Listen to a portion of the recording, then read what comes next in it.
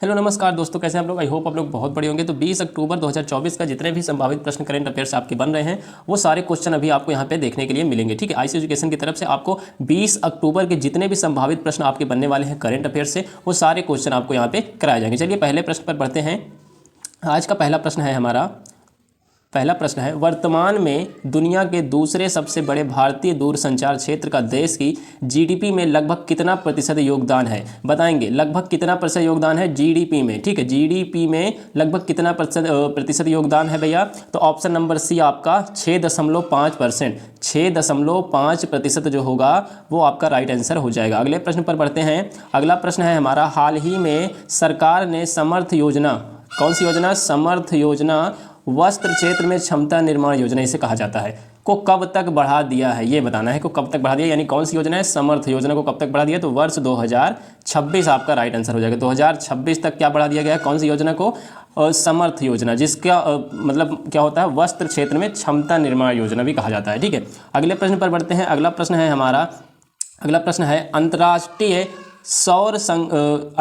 सौर गठबंधन का 7वां सत्र 3-6 नवंबर तक कहाँ आयोजित किया जाएगा, यानी 3 से 6 नवंबर तक कहाँ आयोजित किया जाएगा, ये बताना है। सौर गठबंधन है, याद रखिएगा, अंतर्राष्ट्रीय सौर गठबंधन का 7वां सत्र है। 7वां सत्र 3 से 6 नवंबर तक कहाँ आयोजित किया जाएगा, तो नई दिल्ली में किया जाएगा। कहाँ किया जाएगा भैया, नई दिल्ली में आयोजित किया जाएगा, ये बिल्कुल आपको याद रखना है। अगले प्रश्न पर बढ़ते हैं। अगला प्रश्न है हमारा, हाल ही के किस राज्य ने मैया सम्मान योजना की राशि को 1000 बढ़ाकर 2500 रुपये कर दिया है, यानी कि 1000 से 2500 रुपये कर दिया। कौन सा योजना थी, मैया सम्मान योजना। तो कौन से राज्य में भैया, झारखंड राज्य ने। किसने, झारखंड। ये आपका बिल्कुल राइट आंसर हो जाएगा। अगले प्रश्न पर बढ़ते हैं। अगला प्रश्न है हमारा, हाल ही में किस बैंक ने वित्तीय सेवाओं के विस्तार के उद्देश्य से सिंगापुर में अपनी पहली शाखा खोली है। कहाँ खोली है, सिंगापुर में अपनी पहली शाखा खोली है, बताएंगे। तो ये आपका राइट आंसर हो जाएगा, HDFC बैंक ने। कौन है भैया, HDFC बैंक ने सिंगापुर में अपनी पहली शाखा खोली है, ये याद रखना है हमें। अगला प्रश्न है हमारा, हाल ही में तटरक्षक बल ने डैश तट पर सागर कवच अभ्यास किया, यानी कि हाल ही में जो तटरक्षक बल है वो कौन से जगह पर सागर कवच अभ्यास किया है, ये बताना है। तो उस तट का नाम है महाराष्ट्र और गोवा। कहाँ भैया, महाराष्ट्र और गोवा में क्या किया गया है, सागर कवच का अभ्यास किया गया है, ये आपको याद रखना है। अगला प्रश्न है हमारा, हाल ही में किस राज्य सरकार ने आर्थिक विकास को बढ़ावा देने के लिए 6 नीतियां जारी की है। 6 नीतियां जारी की है, वो कौन सा राज्य है, बताएंगे भैया। तो आंध्र प्रदेश आपका राइट आंसर हो जाएगा। कौन से राज्य ने, आंध्र प्रदेश ने यहाँ पे 6 नीतियां जारी की है।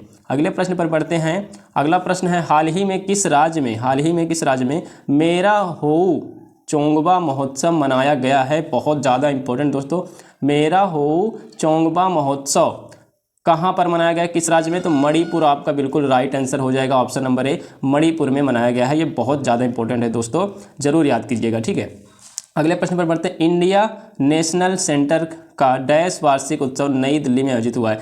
कौन से नंबर का वार्षिक उत्सव नई दिल्ली में आयोजित हुआ है, इंडियन नेशनल सेंटर का 20वां। कौन सा भैया, 20वां वार्षिक उत्सव नई दिल्ली में आयोजित हुआ है, ये आपको याद रखना है। अगला प्रश्न है, प्रतिवर्ष किस तारीख को विश्व ऑस्टियोपोरोसिस दिवस मनाया जाता है। अब हमें बताना है हर वर्ष किस तारीख को विश्व ऑस्टियोपोरोसिस दिवस मनाया जाता है। तो 20 अक्टूबर को ही क्या मनाया जाता है, विश्व ऑस्टियोपोरोसिस दिवस मनाया जाता है। ठीक है, अगले प्रश्न पर बढ़ते हैं। अगला प्रश्न है हमारा, हाल ही में ग्रामीण विकास मंत्रालय ने व्यक्तिगत वित्त पोषण को बढ़ावा देने के लिए कितने बैंकों के साथ समझौता किया है, तो 10 बैंकों के साथ।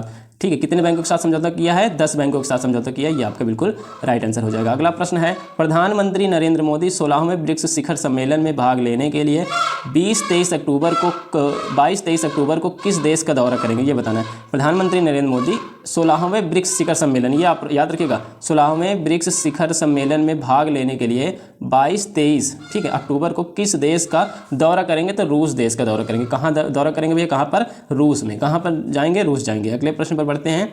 अगला प्रश्न है हमारा, नवाचार के लिए प्रसिद्ध आईडेक्स योजना पहल किस मंत्रालय से संबंधित है, ये आपको बताना है। IDEX योजना पहल किस मंत्रालय से संबंधित है? तो रक्षा मंत्रालय से संबंधित है, ये आपको याद रखना है। अगले प्रश्न पर बढ़ते हैं। अगला प्रश्न है हमारा, हाल ही में भारतीय रेलवे ने अग्रिम आरक्षण अवधि ARP को 120 दिन से घटाकर कितना दिन कर दिया है, ये बताना है। ठीक है, 120 दिन से घटाकर कितना दिन कर दिया है? तो आपका राइट आंसर होगा 60 दिन कर दिया गया है। कितने दिन कर दिया गया है? 60 दिन कर दिया गया है ARP को 120 दिन से इसे बढ़ाकर। ठीक है, अगले प्रश्न पर बढ़ते हैं। वर्तमान में कौन सा देश 56.29 अरब अमेरिकी डॉलर मूल्य के आयात के साथ भारत का शीर्ष आयात स्रोत बन गया है? तो बताएंगे ऑप्शन नंबर ए ही आपका बिल्कुल राइट आंसर हो जाएगा। चीन जो है वो वर्तमान में 56.29 अरब अमेरिकी डॉलर मूल्य के आयात के साथ भारत का शीर्ष स्थान स्रोत बन गया है। कौन सा देश है भैया?